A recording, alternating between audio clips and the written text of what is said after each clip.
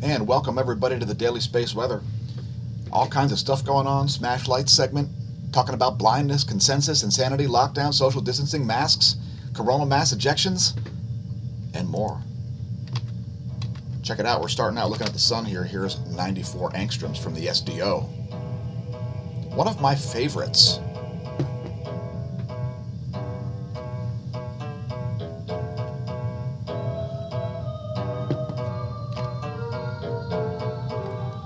Maybe because it kind of looks like the GOES X-ray imager because of the coloring. Keep in mind, it's not an X-ray imager, it's an ultraviolet imager.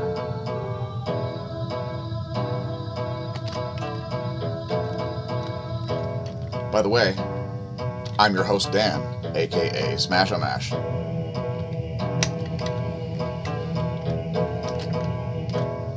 Now, looking at the view from stereo A, we see a coronal mass ejection. And it appears to be headed right towards stereo A. You can see a slight halo up here. And this is what a coronal mass ejection looks like from the last GO if it's headed toward the Earth. Again, this one headed towards stereo A, it looks like. We've also got a sun-diving comet, which is all over the space weather news and so on. So here you can see the view from the last GO C2. There could be an Earth-facing component of this coronal mass ejection as well. Let me scroll up a little bit there. You can also see this comet right over here. Great view of the coronal mass ejection and the comet.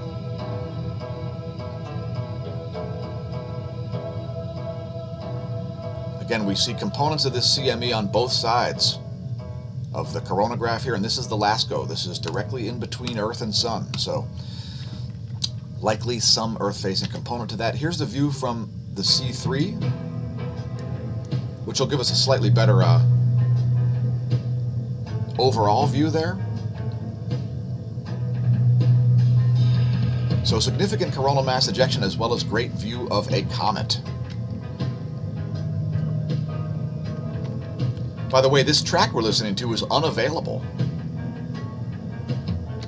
You can't find it anywhere. I don't even think you can buy it. This is a special edition of Hemi's Here. I think Hemi's Here you can find on soundclick.com/GoldenCatProductions. Soundclick.com/GoldenCatProductions. Let's check out the fields as we've got this active region here in the northeast. And then 304 angstroms. And we can see some obscurement of the SDO there, likely from the moon, not from a Borg cube. And there's a great view of that active region. We've got some animated versions of it. First, the zoomed out, including the last GO C2.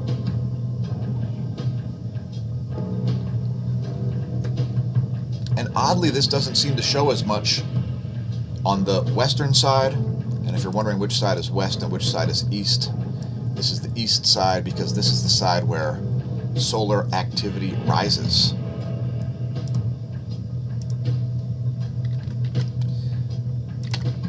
Anyway, here's a close-up of the active region in the northeast in 304 angstroms. And you can see quite a bit of irregularity, sort of, in the shape of the sun's surface in that area. The best view that we get of active regions is when they're rising over the limb, which is why we've made so many videos of this active region, despite its not being a sunspot. Here it is in 171 angstroms. See, a whole bunch of filaments are still hanging out. And probably a bunch of heavy elements being created there right on the surface of the sun. So a great view. You get this three-dimensional sort of effect here when you've got active regions rising over the limb.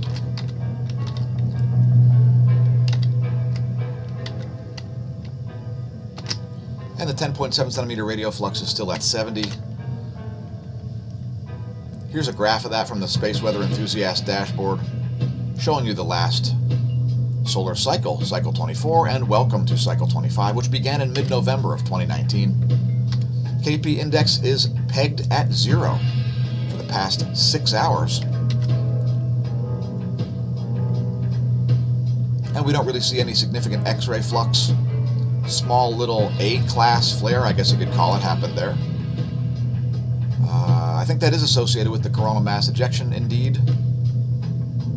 It's got the right sort of signature there. Proton fluxes remain flatlined.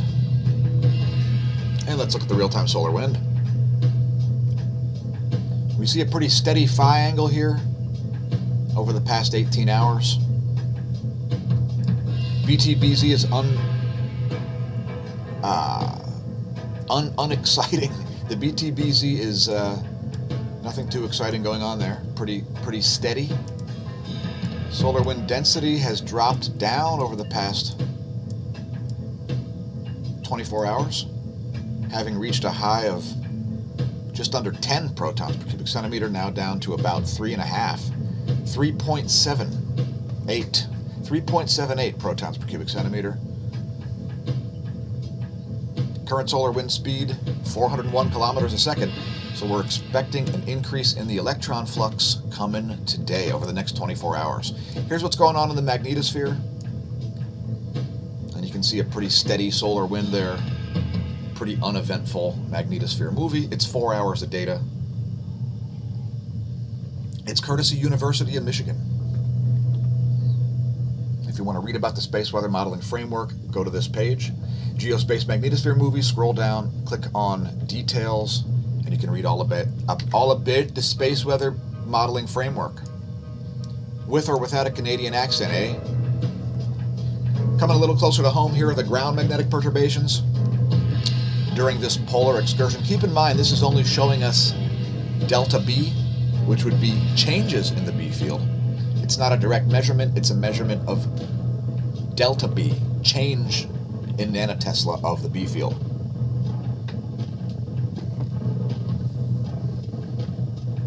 And I let that play through there as it refreshed. It's 4 hours of data.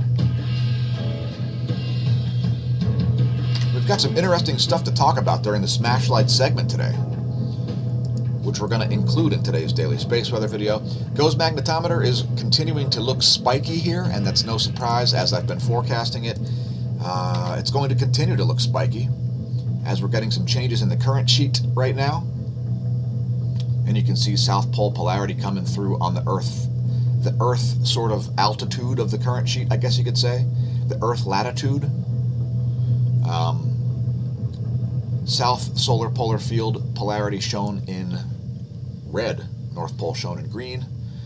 And let's see here. Here's the last image. That active region in the northeast, not strong enough to really change this too much. Here's a line of sight field plot, and you can see that it is affecting the B field as it's pulled up toward that active region there. But not all that much, as again, it's not a sunspot. Anyway, there's a line of sight field plot. Here's the last image. And that active region is just sort of being steady right now. It doesn't look like it's increasing or decreasing very much in its activity. Here's a synoptic map.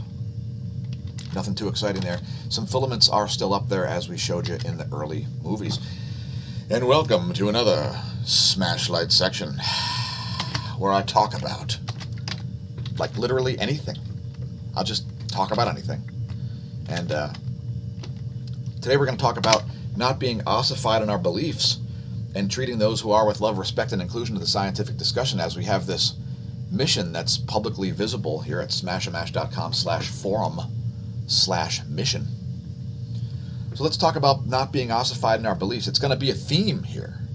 Yeah, a theme, whether it's about inflation, about cosmic ray flux, or about science itself. Let's talk about, well, what the heck is that? Well, I'm not showing you. All right, I am showing you. You're wondering what that is? Well, that, my friends, is the Geminga pulsar. Why? Because today's featured transient is the Geminga pulsar. Here's the X-ray flux from it. Geminga, like crab, is a very consistent X-ray source, probably occasionally used to calibrate X-ray telescopes. And there you can see the fairly constant output from Geminga pulsar. If you want to look up transients yourself, They're monitored daily by this site, the Neil Gorell Swift Observatory. If you want to look up what's going on at Sagittarius A star, hit Control F, type SGR space A, and there's Sagittarius A star. There are the transient outbursts from the core of the Milky Way. The massive radio source located at the center of the galaxy, sometimes referred to by some people as a supermassive black hole. I prefer to just say supermassive radio source, as that is sufficient.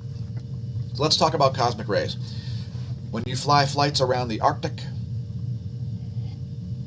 and I've actually done this myself because I flew from Allentown to Chicago, from Chicago to Dusseldorf, and from Dusseldorf back to Chicago, and from Chicago back to Allentown. And those are included in hot flights, as I flew over part of Greenland on the way back from Germany. If you want to watch daily hot flights, these are based on the amount of cosmic ray dose you'll receive on the flights. Check out spaceweather.com. Now, this is the original site that I started doing solar forecasting with all the way back in 2003. So now you'll see this all over the Science Wire today, the coronal mass ejection and the sun diving comet and so on. And spaceweather.com is always fairly updated with its information, listing stuff like the thermosphere and the Oulu neutron monitor counts. Now, we monitor multiple cosmic ray sources, cosmic ray monitors on the channel, and we're not going to go through any specific ones today. It also shows near-Earth asteroids, and we didn't cover the story about the one that got closer than anyone ever seen before in the history of the universe, multiverse, ultraverse, plane of existence, because it was just covered by everybody too much. Have you heard about the Dow Jones being reshuffled? Well, Exxon, Pfizer, and Raytheon are out of the Dow Jones Industrial Average, replaced by Salesforce.com, Amgen, and Honeywell. Why? It all has to do with Apple's 4-for-1 stock split, and if you weren't aware, well, you're welcome. Now, one of the things that this caused is the Dow to go up. So, in any case, the Fed, I don't know what the Fed said yesterday, but apparently we already covered what they were going to say. And what they were going to say was that, hey, everybody, we're here to convince you that inflation's good. So, we need banks to have their pockets lined, and we need giant corporations to have access to cheap money constantly to keep the stock market bubble inflated. So, in any case, we're thrilled to see the U.S. stock market recover. However, there are a lot of zombie corporations in there, such as Google, Facebook, and Twitter. And so, in any case, this is more tech being added essentially to the Dow Jones Industrial Average. And again, the Fed is trying to justify the fact that the inflation rate is currently over 10%, as the U.S. has printed more money in the past 3 months than it has in the past 90 years. So in any case, if you're not aware, there's an article here on CNBC all about it.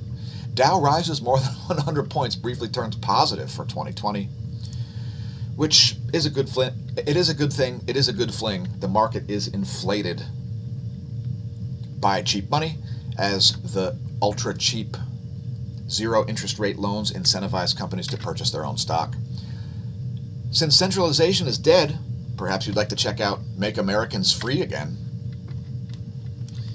as it's a site that I've recently become interested in, as I am seeking legal counsel to square off against the government. Oh yeah, that's right. It's all about some hedges. And we're going to hedge our liability by hiring attorneys. Because the next time code enforcement calls me or sends me a letter, we're just going to tell them to talk to the lawyers. So Make Americans Free Again has some legal resources that we'll be looking at. They've also got things like mask exception signs, which I find very interesting. Let's see what's going on with that. Mask exception signs. Now, I'm a huge fan of the idea of disclaimers For instance, maybe use your shopper's card to enter a store. They scan your card. They figure out that you've already signed a disclaimer saying you realize that you're at risk and you're not going to sue the grocery store because you caught COVID. Oh no, the COVID. Let's talk about the National Federation for the Blind. Now, we've had at least 2 viewers. We perhaps still have regular viewers who are blind. Cheers to you. As they're probably well aware, since they're viewing videos on YouTube, that being blind is not a death sentence. There are lots of resources here in the National Federation for the Blind. Shout out to our blind viewers. It's nfb.org. If you want to check it out, perhaps donate. Or better yet, donate to smAsho.org. But in any case, National Federation for the Blind, providing all kinds of different resources for the blind. nfb.org. Now, we are streaming live to Twitch, as we do most days for the Daily Space Weather videos. And congratulations to us! Yes! We've got 50 followers on Twitch now, which is some sort of a milestone. Thanks to all of our YouTube viewers. If you are viewing on YouTube, perhaps you've never seen the videos before, please press like, subscribe, and notify. Leave us a comment. Let us know where you're located. Check out our playlists, by the way, as there are cosmology segments in there. Perhaps you'd like to hear about the neutron star that behaves like a comet. Yeah, it's true. So just head to youtube.com/smashomash/playlists, and you'll find our playlists there, at least the ones that are publicly visible. The cosmology segments actually have 67 videos in there, including, the cosmology segment drinking game, Don't Touch Your Face. Yeah. What I'm talking about is, what about fountains, not vacuums? Talking about M31, toroidal versus poloidal fields, long movies of the sun, fountains, not vacuums. Yeah. Relativistic jets, blazars. Anyway, there is one. There it is. Neutron star comets. Were you aware that there is indeed a neutron star traveling at like 140 kilometers per second? Yeah, it's pretty sketchy, folks. Anyway, if you want to hear all about it, check out our playlists, our cosmology segments, etc. We're also on BitChute, and there is exclusive content, such as this video about hydroxychloroquine. We've also got a VoIP line if you want to drop us a line. It's country code +1 area code 610-936-9799. Check out smAshomash.org to visit our links. We've got all kinds of social media links there. If you want to donate, we greatly appreciate it, and we need lots more support. Thanks to our patrons. And look for more affiliate links coming today. We've got an affiliate page. It's smAshomash.com/affiliate. And we only endorse products that we use, such as this lovely wand, where if you get scared and spooked about the COVID, you can just be like, hey, now, if you'd be so kind as to, take that. There's also PPE there and supplements and all kinds of other things. smAshomash.com/affiliate. Those goggles are. Shout out to Dr. Fauci. I guess he must have heard our call when we said, shut up, Fauci. Fauci, shut up. By the way, there's more about COVID coming. So don't go nowhere unless you're going to smAshomash.com/affiliate. Congratulations on surviving a global pandemic. Now, today I'm wearing the Smasher Price My First Scamdemic shirt. It doesn't say Scamdemic, it says Smasher Price My First Pandemic. And it features a child, a la Fisher-Price, trying to put a mask on the world. A highly ineffective process in order to prevent viral transmission. It's truly ridiculous. And we're waiting on some shirts from Teespring. Can't wait to receive these. It's gold, baby, gold! By the way, that's an infantile and ineffective response to the COVID. And it's ridiculous. We're going to get back to that in a minute. First, let's talk about the giant halo around Andromeda. Now, the M31 galaxy is pretty cool because of the orientation. It allows us sort of a view of its galactic nucleus without having the poloidal field pointed right at us, so we're able to see it well. The point is, if you looked at this with the naked eye, the gas halo around M31, guess what? You're already inside of it, or at least it's already bumping into the Milky Way galaxy. Were you aware? Anyway, that's how huge the gas halo is. As more and more matter gets discovered, and dark matter becomes less and less relevant and more of a cartoonish joke instead of an aspect of actual cosmology. This was mapped using some special UV techniques here associated with 40 background quasars to try to resolve the gas density surrounding the Andromeda Galaxy. If you want to read all about it, it's on SciTech Daily, a great piece on M31, the Andromeda Galaxy, our closest neighbor.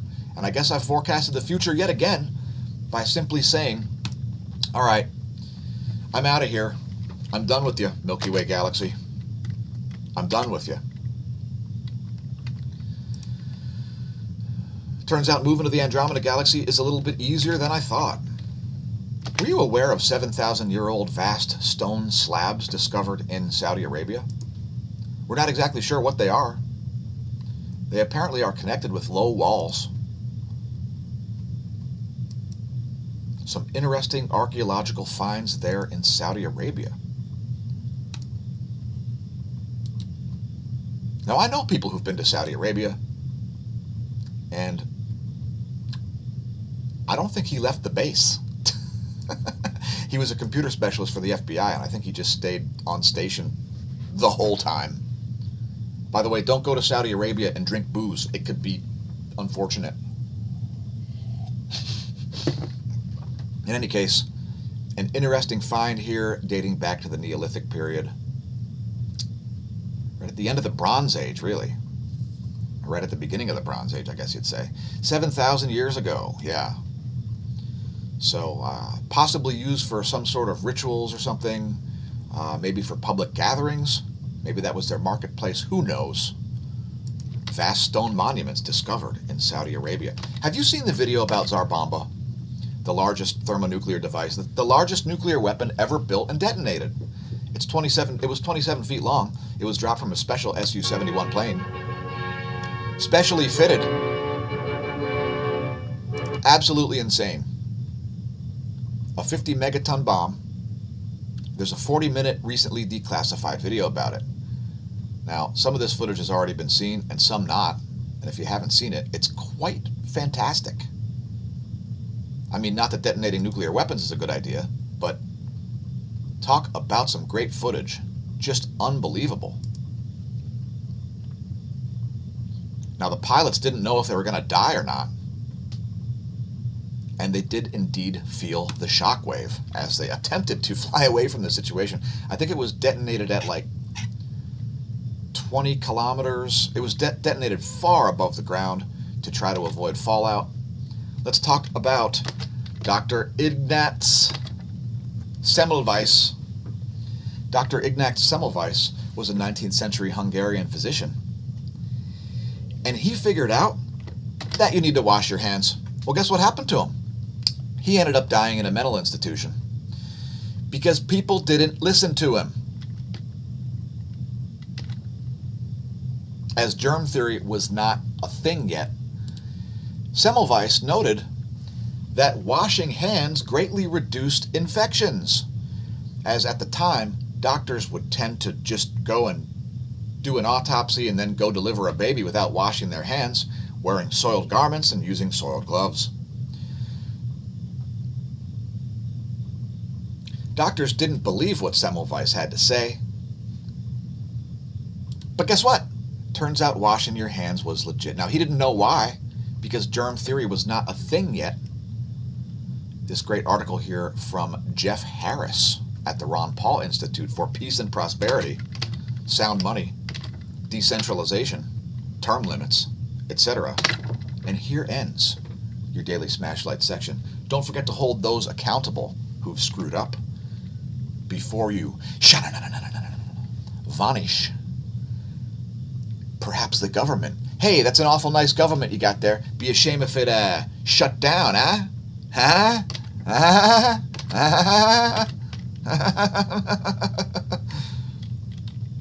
Let's get back to space data. Electron flux is still very, very low. And we're expecting to see this rise today or tomorrow. I'll say the next 36 hours, we're expecting this to approach warning levels once again. If not, get a little bit into warning levels. That's my forecast. Here's the forecast from NASA NOAA, and apparently they agree with me. I looked at that only now, by the way. Here's a total electron content forecast. This is a visualization of the entire air column all the way to the thermosphere. If you're wondering why we look at it, it's because of GPS errors, and this is looking fairly normal today. Next, we're going to look at one slice of the air column, just the ionosphere layer. So we'll show you 6 hours of data here, and the ionosphere is looking anomalous like it was yesterday. Not quite in the same way. We'll just show you the data. If you're one of these ionospheric earthquake forecasters, you'll know what you're looking at here. I won't, because I don't see the correlation. But in any case, there's 6 hours of ionosphere.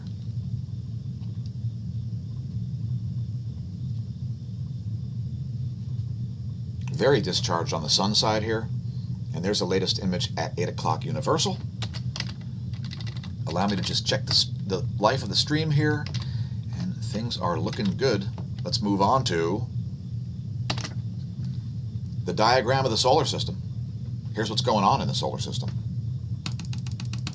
There's where things will be in a week.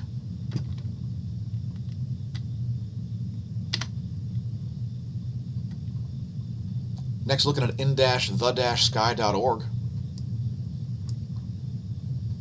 As I like to know what's going on above my head, if you're up before dawn, you may see Venus up there.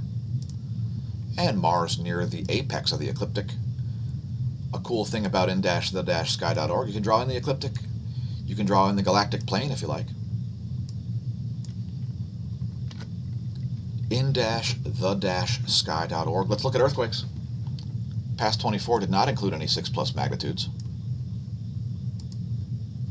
There's one in Wyoming at negative 3.3 kilometers. Check it out, folks.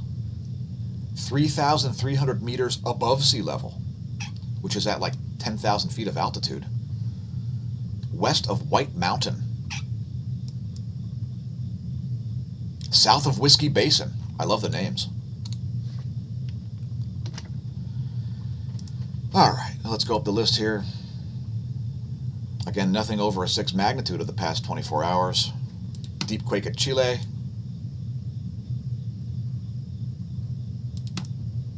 Deep quake out in the Pacific Ocean near the Pacific South American. That's not South American. The Pacific/East Pacific plates. Deep quake at Fiji, nearly 600 kilometers.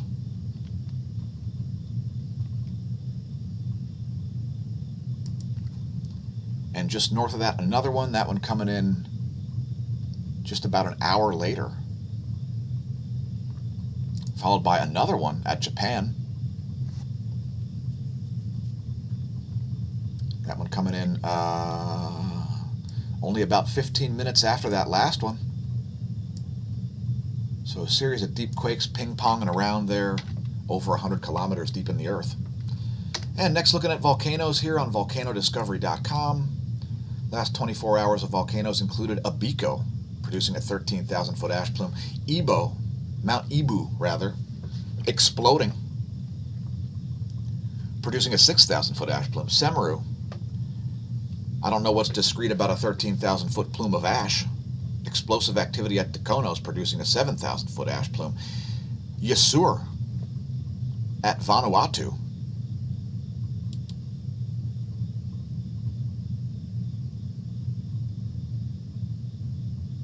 is on the alert list. Sangay exploding, flight level 190 there, 19,000-foot plume of ash. Revenador, volcanic ash not observed in satellite. Please don't build a campsite at the base of Revenador. And Sabancaya is exploding. Uptick there, now producing a 31,000-foot ash plume. Please don't attempt to pole vault the caldera. We got major power outages here in Louisiana and Texas. No surprise there. There are extreme wind warnings in Texas, and the flooding is going to continue for the whole Mississippi Valley. Be prepared. Have your boat ready. Apparently, we got some power outages in PA, too. Not here, thank goodness. I'd have to make the video using a phone. By the way, that's a bunch of gardening in Japan, which is color-coded to make those images. The impact from Laura has been less than optimal, as houses are ripped to shreds and the flooding continues, at least for the next day or so. And there's the weather.gov map. Lots of flooding, and again, extreme wind warnings over Texas. We'll see if there's a lot of cold air being injected. If there's a lot of cold air coming down like this, that's very bad news, as this could spark tornadoes. And looking at windy.com, here is the last 6 hours. And some of that's dissipating, but we got this really large band of rain here moving right across Alabama to the northeast on its way into Tennessee, North Carolina, Virginia. It's going to mostly miss us here in eastern Pennsylvania. And for your new viewers, we're located in Lehigh Valley. And when I say we, I mean Smash staff and me. We got some extreme lightning here over western Minnesota. And I think Minneapolis is in the crosshairs. Check it out. If you're in Minneapolis, get outside and look to your west. You may see sprites above that system. That is an extreme system. By the way, you can use this to forecast thunder. As you can see those concentric circles coming out of the lightning strikes. That is the estimated thunder shock wave. Let's look at water vapor maps for Africa and Europe, as we've got European viewers. Leave us a comment if you're viewing from someplace besides North America. We greatly appreciate it. Here's water vapor maps for the Far East and Oceania. Shout out to people like Eddie Dawkins. And to Kimberly Nichols, yes. Go follow her on Facebook. Next, looking at water vapor maps for the Americas. By the way, smashamash.org is tasty. So please consider funding us. To quote Randy from Trailer Park Boys, man's gotta eat. All right, enough. Water vapor maps for the Americas.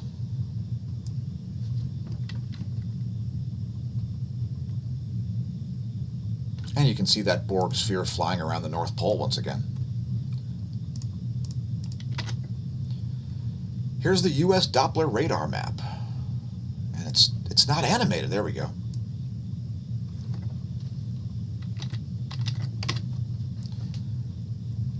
We've got some more severe thunderstorms moving across western Pennsylvania, headed in my direction.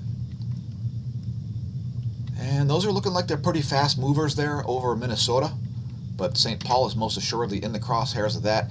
Here's what's going on in the cloud layer. Let's zoom in on Alabama for once, as it's not often covered on the channel. Shout out to our viewers from the Deep South.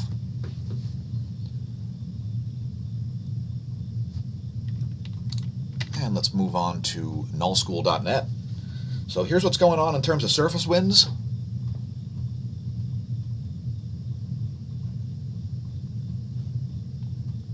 And here's what's going on in the jet stream. So we don't see extreme cold air being pushed down into Texas yet. That's a good thing. It doesn't look like it's going to happen. I'm not sure about their extreme wind advisory. I think they may be wrong about that. Anyway, here's the jet streams of the Western world. They are all over the place. And people are going to wig out and tell you that Greenland is melting. Wait for it. Within the next 2 days, the stories will be all over the place. Here is the Eastern world's jet streams. Here are the Eastern world's jet streams.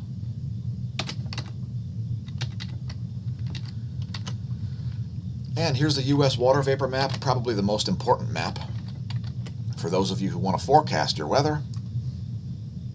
And we'll zoom in on 2 different spots here, both Minnesota,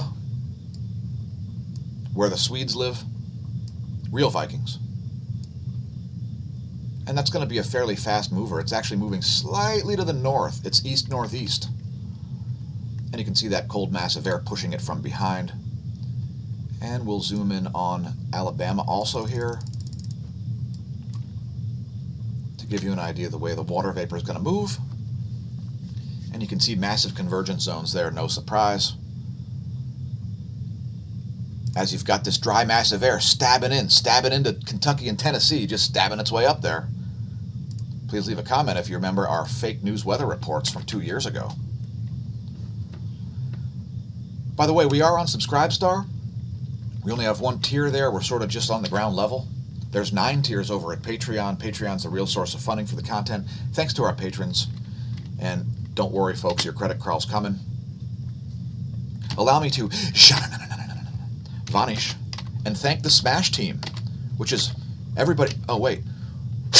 There we go. Which is everybody that shares the video on their content and so on. If you'd like a Smash Team shirt, head to smashamash.org or .com and head to the smAsho store, which is our original Teespring store. We actually have 2 storefronts that we're advertising. There are the products there. By the way, thanks for flying American Smashways. Keep your head and arms inside the Smash plane at all times. Today we're going to look at the 131 angstroms view, a colorized magnetogram, and an intensitygram to most likely show you a 0 of sunspots. Let it load, wait for it, wait for it. Here's a close-up of the active region. I don't think there are any sunspots there. Let's look at it on the intensitygram. And indeed, I don't see any dark ombre. Do you? Here's the 131 angstroms view, and here's me signing off. Thanks for tuning in. Remember, attempt to understand the physics by staring at the sun. Welcome to the Neo-Renaissance. And may that solar wind be at your back and that atherosclerosis absent from your arteries and that covidiocy, that extreme, shockingly infantile, pathetic response by governments and corporations and individuals and entire countries, absent from wherever you're located. And certainly leave us a comment if you're viewing from a different solar system, galaxy, plane of existence, etc. Don't burn the COVID. All right, COVID, I'm just going to let you stay. COVID and I are friends now, so we've made up. Thanks, COVID. You've become very agreeable. Cheers, and cheers to you, viewers.